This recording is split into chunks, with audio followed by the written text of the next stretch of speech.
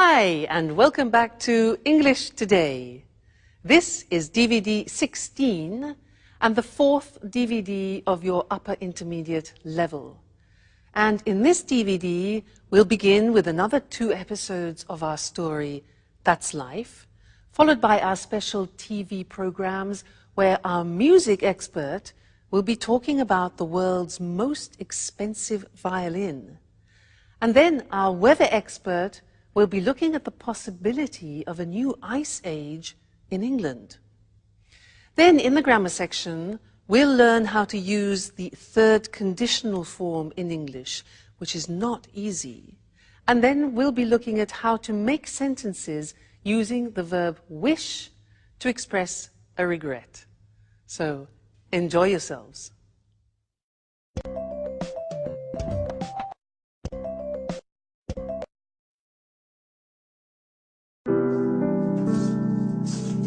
Good morning, Sarah. Have you seen what a beautiful day it is? How about a walk in the countryside and then we can relax by the pool? I don't really feel like going out. I'd rather stay in and read. Oh, come on, Sarah. Don't be your antisocial self. Let's have some fun together. Why don't we play a trick on the guys who are still asleep? We could wake them up with a nice bucket of cold water. What a stupid trick. Nothing's changed, but I still love you, Julie. Beautiful girl with brown eyes, dusting away my heart's sighs. That's all we needed. Oh, you don't understand, Sarah. This is poetry. This is the story of a secret love. Poetry, love, tricks. Enough of this nonsense. If I'd known you were all going to be so amusing, I never would have organized this reunion.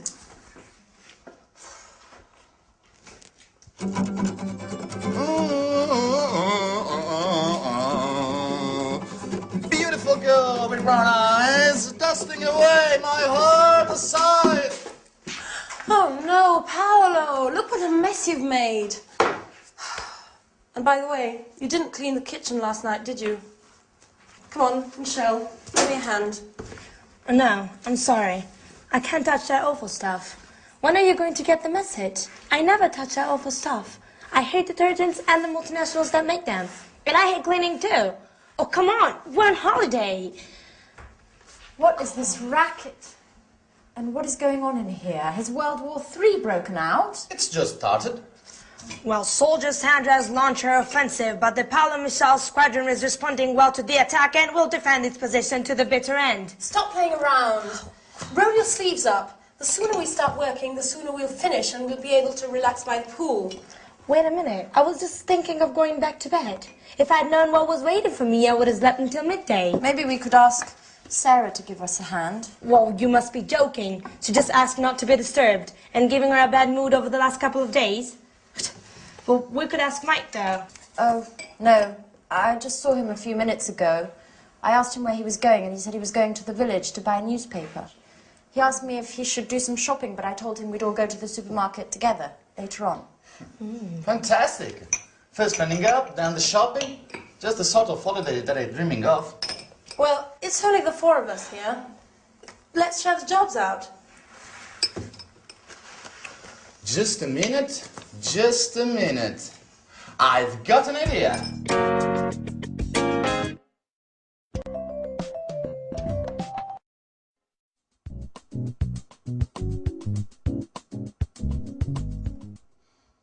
How about you and Anne having a cleaning competition? Time in here. You clear one part and you the other. Yes, and I can keep the time. And Paolo provides some beautiful background music. At the end, we'll see who's been the fastest. And, of course, which part of the kitchen shines the most. I think it's a great idea. You and Anne are always arguing about who's the best at doing things. Oh, this could be the right moment to show off your domestic skills. And the winner will be crowned Queen of Housewives. What do you think? Well, it's an unusual idea. It's very original, but I'm not sure. Oh, come on, Anne. Why not? It'd be interesting. Oh, okay. You've convinced me. Shall we start? Great! So, Sandra, you clean the sink, the cooker, and this part of the floor. Oh, and you've got the oven, the table, and this other part of the floor. Okay. Okay?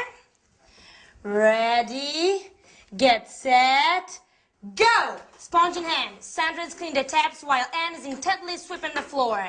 Now Sandra is spraying detergent onto the cooking rings and starts it on the table. Time is passing by and neither contestant is showing signs of fatigue. The race is open and nothing is separating the two cleaners. Those college days were so long ago. You were so clever, so beautiful too. But I never forgotten you. Nothing's changed, I still try love you. Beautiful girl with brown eyes, dusting away my heart sighs.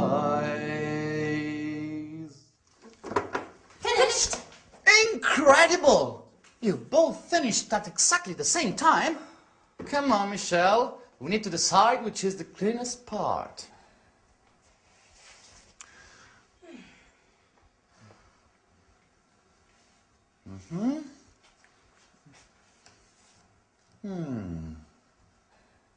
So, Who's won? Well, after considerable discussion, the jury declares that the winner is... come on, don't keep us in the dark. Who's won? Oh, you've both won. It's a dead heat. You've finished together and both parts of the kitchen are perfectly clean. Okay, well maybe it's better this way, Sandra.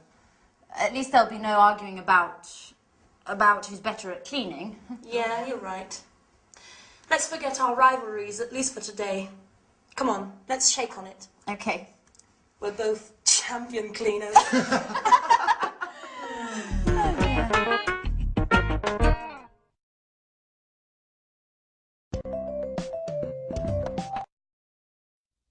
A cleaning competition. Now that's an interesting concept. Could only be invented by Anne. Now that is something where I would definitely lose. Cleaning competition, no way. What about you? Anyway, that last episode was great because it helps me introduce to you one of the most difficult grammatical forms in the English language, which is called the third conditional. We have three conditionals in English. 1, 2, 3. The first, let me give you an example. If I see him, I'll tell him. That's number 1. If I saw him, I would tell him. That's number 2. Number 3 is what we're going to look at now. If I had seen him, I would have told him. Sounds terrible, doesn't it? Too much grammar. But last lesson was useful because we learned the first part of the third conditional, which is the past perfect. They used it in the episode. It was Sarah. She said, if I had known you were all going to be so amusing, I would never have organized this reunion. Now that's a good example, and it's difficult. We often use the third conditional when we talk about a regret. Let me give you an example. I saw a beautiful house. It was quite expensive, but I liked it. I needed time to think about it, and I didn't buy it immediately. And then somebody else bought it. So I think, oh, if I had bought that house, I would have been so happy. So that's expressing a regret. So let's go to the screen and see how it's constructed, because it's really not easy. It takes time to be fluent in the third conditional. The grammar is this. If, because if describes a hypothetical situation. Now, when you're talking about the third conditional, it's an unreal, it's an impossible situation because you can't change it anymore. So we start with if, then the past perfect, which we learned last lesson. Then we use would, which we also use in the second conditional, followed by have, the infinitive, and then followed by the past participle. So let's see how that works. If I hadn't gone, past perfect, to the party, I would have gone to bed early. Okay, so I went to the party and I didn't go to bed early. So the consequence is, if I hadn't gone to the party, I would have gone to bed early. But I didn't go to bed early. Okay, so what was the consequence of that?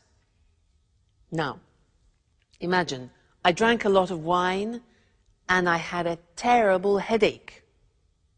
And you think, ooh, regret. If I hadn't drunk, past perfect negative, if I hadn't drunk so much wine, I wouldn't have had such a bad headache yesterday. Now that's difficult. Look at that. Wouldn't have, negative, wouldn't have, plus the past participle of the verb have. So I wouldn't have had. Now this is not easy. It will take time for you to use fluently. You have to keep practicing it. Practice it in the toilet, in the bath, when you're walking down the street. Okay. Another example. Now, I didn't set the alarm, so I woke up late. If I had remembered to set the alarm, I wouldn't have woken, past participle, up late. If I had remembered to set the alarm, I wouldn't have woken up late. Seems difficult, doesn't it? Takes practice. Another example. I missed the bus. I didn't get up. The bus went without me. So third conditional. If I had got up earlier, I would have caught the bus. If I had got up earlier, I would have caught the bus. Impossible situation, can't change it. If I hadn't been late for work because I missed the bus, so I was late for work, my boss wouldn't have been so annoyed. Wouldn't have been, you notice be in the past participle, been so annoyed. And the last one. Well, we lost the contract because I went to the party, I drank too much wine, and I missed the bus. Everything was late.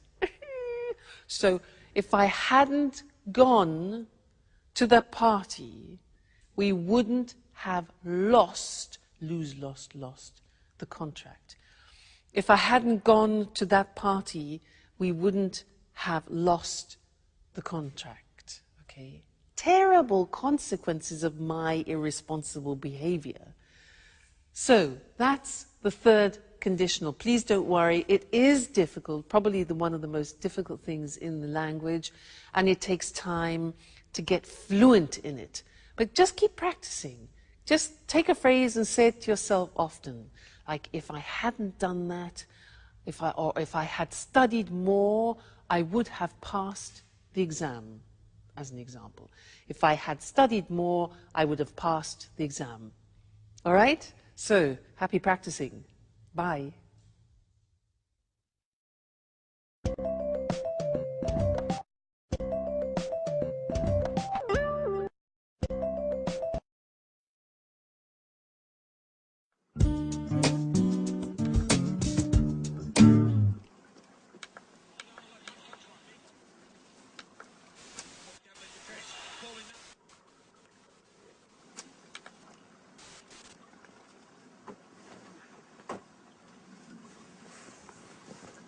Hi, Sarah. Do you have a minute? I'd like to talk.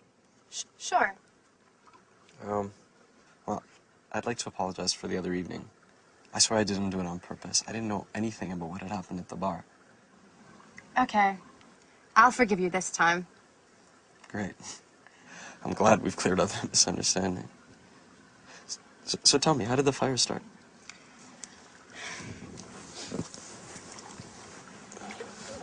I don't really know. The lighting system had been checked 2 days earlier by the electrician, and the sprinkler system was working fine too. It had just been installed, but it didn't work. How's that possible? I don't really know. Someone must have thrown a cigarette on the curtains, which caught fire straight away. The whole pub burned down in a few hours. The fire brigade couldn't save the place. It all went up in flames. I wish I'd been more careful. I wished I'd checked everything more carefully. But it's not your fault, Sarah. How could you have prevented the fire? Come on, you've got to pull yourself out of this. You can't spend your whole life thinking about your problems. You used to be such a fun person. Life changes us, Mike. We've all changed since our university days. Sure. But I'd like to help you find your old enthusiasm again. Tell me, how can I possibly help?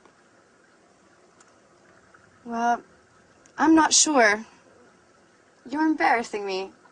You shouldn't feel embarrassed, not with me. We've always trusted each other, no? What time is it? 4:15.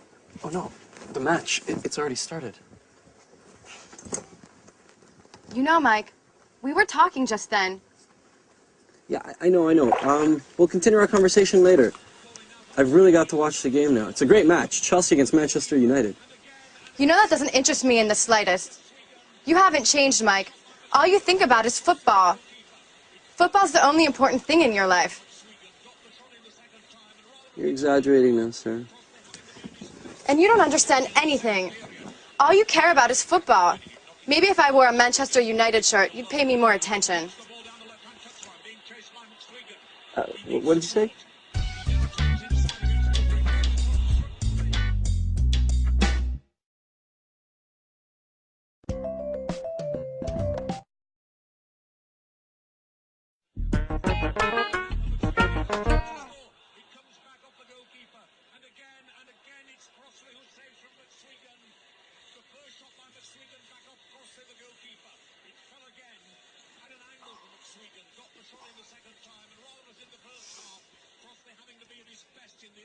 I tell you, I love you, but I'm afraid of being wrong with you.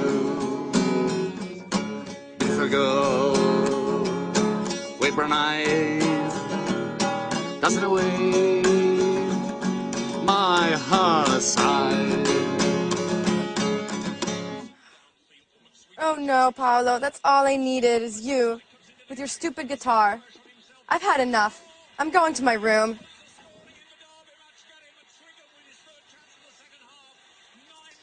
What's wrong with her? I don't think my song's that bad. What do you think, Mike?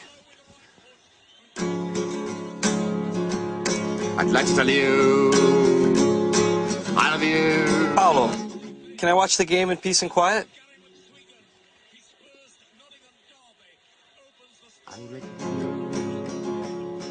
I love you.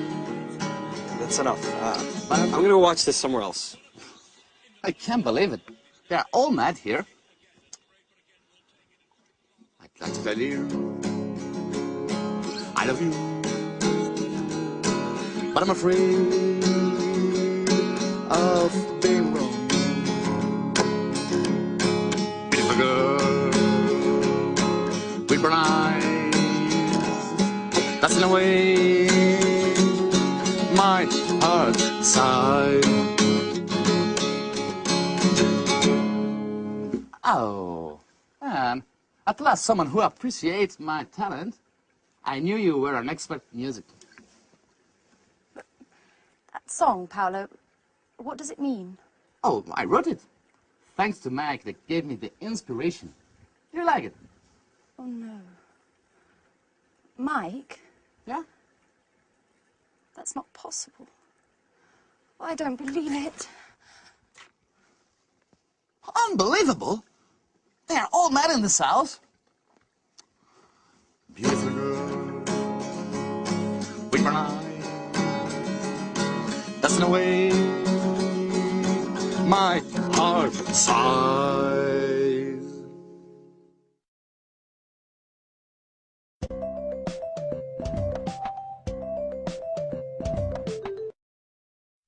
Hello again and welcome back for some more English language. And this lesson is a continuation of what we started in the last lesson where we learnt the third conditional, if I had known, I wouldn't have gone, where we are expressing a form of regret.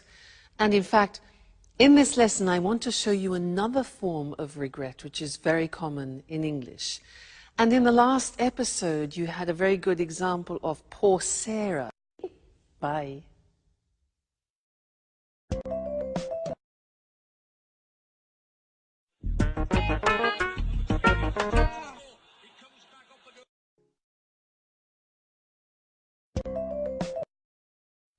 Hello again and welcome back for some more English language. And this lesson is a continuation of what we started in the last lesson where we learnt the third conditional, if I had known, I wouldn't have gone, where we are expressing a form of regret. And in fact, in this lesson I want to show you another form of regret which is very common in English. And in the last episode you had a very good example of poor Sarah who is expressing her regrets. She said, I wish I had been more careful. I wish I had checked everything more carefully, you know, when the pub burnt down. So she starts the sentence with I wish, and that's her desire. A desire that she would like to have fulfilled. It's too late. So we use wish to express desires like that. Let me give you an example in the present tense. I can say, I'm fat, and I have a desire which is to become thinner. So I would say, I wish I were thinner. Let's look at the screen and I'll help you with this because we can use wish in the present and also in the past, so the grammar form changes. Let's first look at how we use it in the present. I say I'm fat, I'm overweight, all right? So my wish is, I wish I were thinner. Now this is very interesting because it's an example of the subjunctive in English. Now, the subjunctive has disappeared from the language, but only in this case do we use it. We don't say, I wish I was, but I wish I were thinner. Okay, so an important exception, that. Another example is, I don't know how to cook, and I have a desire, a wish to change that. So I could say, I wish I knew how to cook. Notice that the verb know goes into the past, simple past. I wish I knew how to cook. She can't speak another language. So the girl can't speak another language. She has a desire. She says she wishes she could speak another language. So we're in the present. She wishes, I wish, you wish, he wishes. She could in the simple past, all right? She wishes she could. So that is a present desire that you have. If, in the case of Sarah, your desire is in the past, which often becomes then a regret, the grammatical form changes. Have a look. I didn't buy that car. Now imagine you see a car, it's a bit like my house. You see a car and you don't buy it, and then you regret it. You think, I wish, in the present, I had bought. Now you remember the past perfect. We looked at it in the two previous lessons. Here it is again. I wish I had bought. We contract it and it becomes I'd. Okay? Now be careful because I'd, when it's contracted in English, could be I would or I had. Now would would never be followed by the past participle. So you can tell if it's had because the past participle follows. All right? So I wish I'd bought it. All right? Another example. She spent so much money last year, and now she's got problems. So she wishes she hadn't spent so much money. All right? Past perfect. He didn't come to the performance. That's the situation. His desire in the past. He wishes he'd come to the performance. Or I could say, I wish he'd come to the performance. All right? One more. We lost the tickets. They wish they hadn't lost the tickets. Okay? So, that is an important verb, wish. It's important because often we want to express our desires both in the present, I wish I were thinner, and also in the past, I wish I had studied more languages. All right, so when you want to use wish, think, is it present, is it past? And then choose the correct grammar form. Great. So, I wish I had met you earlier. We could have done a lot of language together. But I look forward to seeing you next lesson. Okay? Bye.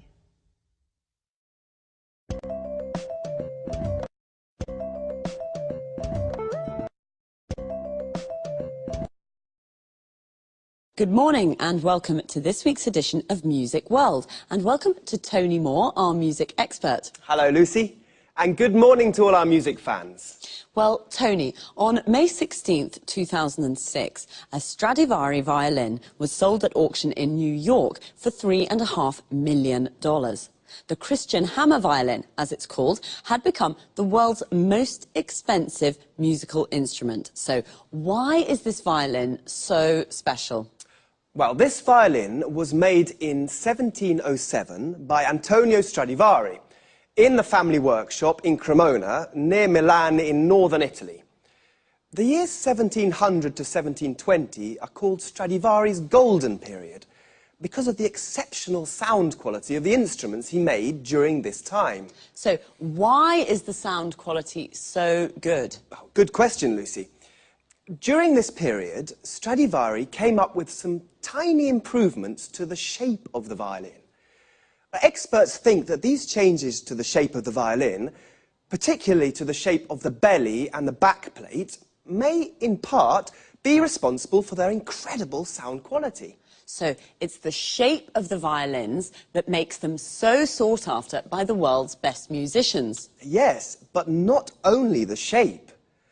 You know, the wood Stradivari used to make his violins may have been stored underwater in the Venice lagoon before he bought it.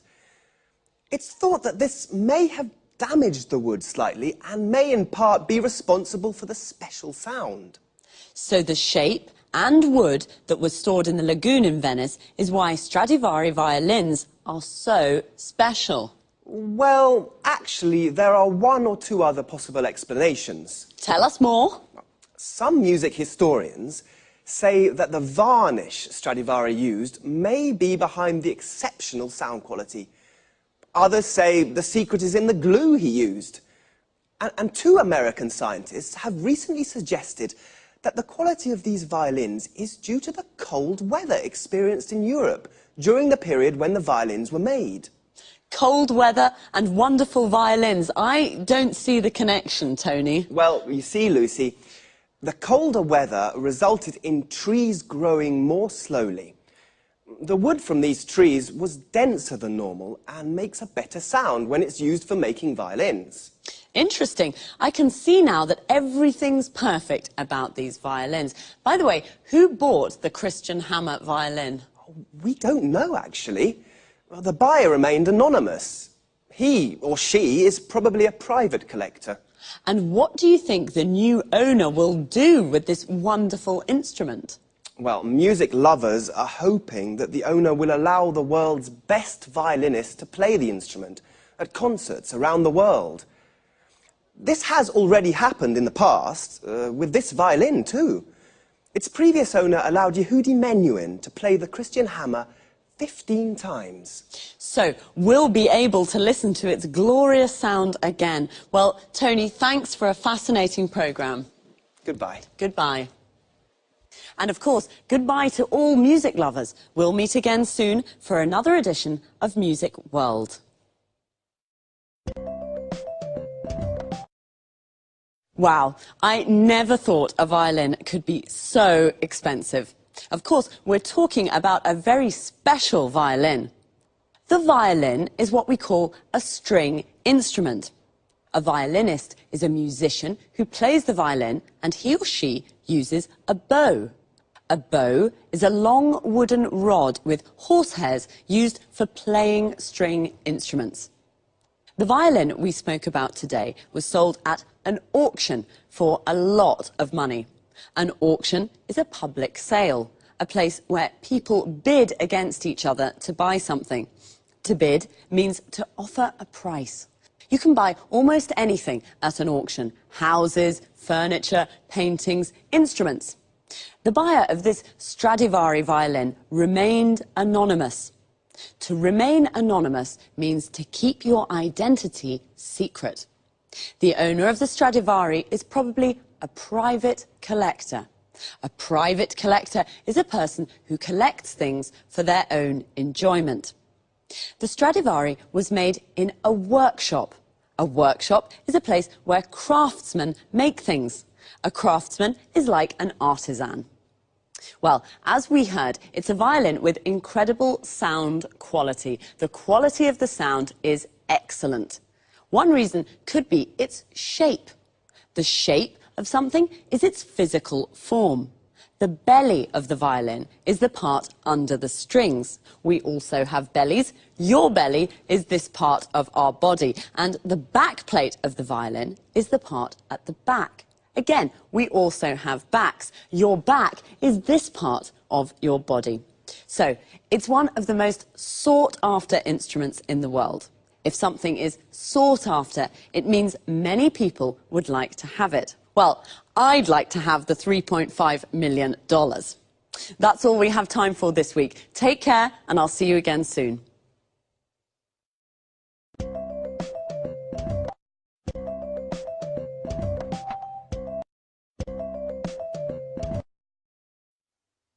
Good morning. Welcome to this week's edition of Climate Change. In the studio with me is our expert, Susan Furley. Hello, Eric, and good morning, everyone. Well, Susan, let's talk about the weather in Scotland today. You know, I'm planning to visit the West Coast this summer, and I really don't know what kind of clothes to take with me. It's cold there, isn't it? Not really. Take your swimming costume, a beach towel, and some suntan cream. You're joking, aren't you? Not at all. The west coast of Scotland has beautiful islands and lochs and gardens full of tropical plants. Really? Yes, they're full of tropical plants. Tropical plants in Scotland. How is that possible? It's thanks to the Gulf Stream. You know, it's one of the world's most important ocean currents. It carries large amounts of warm seawater from the Caribbean Sea to the northwest of Europe. This warm water brings about an increase in the temperature here of about 9 degrees centigrade.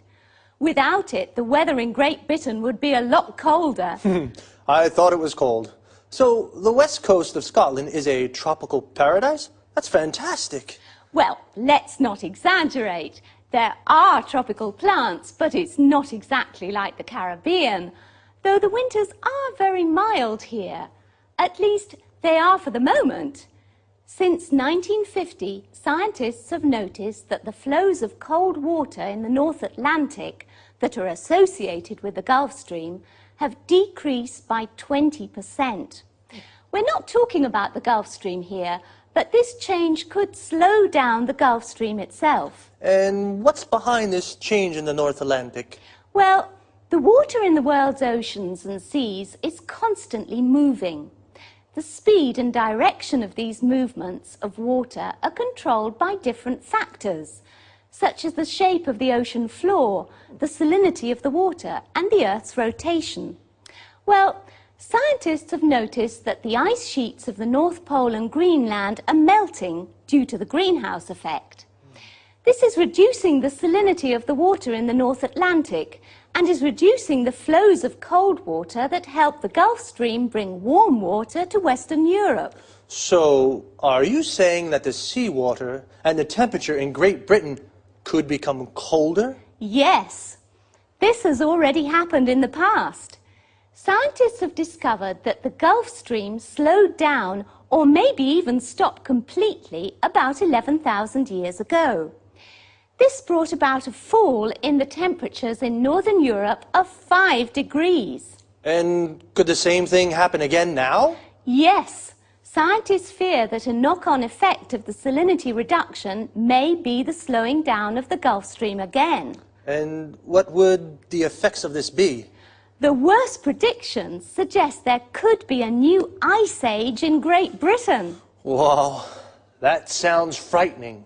Well, perhaps Great Britain will become a new center for the winter sports. Perhaps the Winter Olympic Games will take place in Scotland. We'll have to wait and see. Thanks to Susan Furley. Goodbye, Eric. Goodbye, Susan.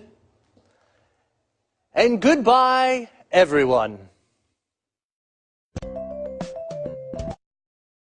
Well, apparently I should take my swimming costume and beach towel and some suntan cream to Scotland. A swimming costume is what we wear to go swimming. A towel is what we use to dry ourselves. And a beach towel is a big towel for the beach.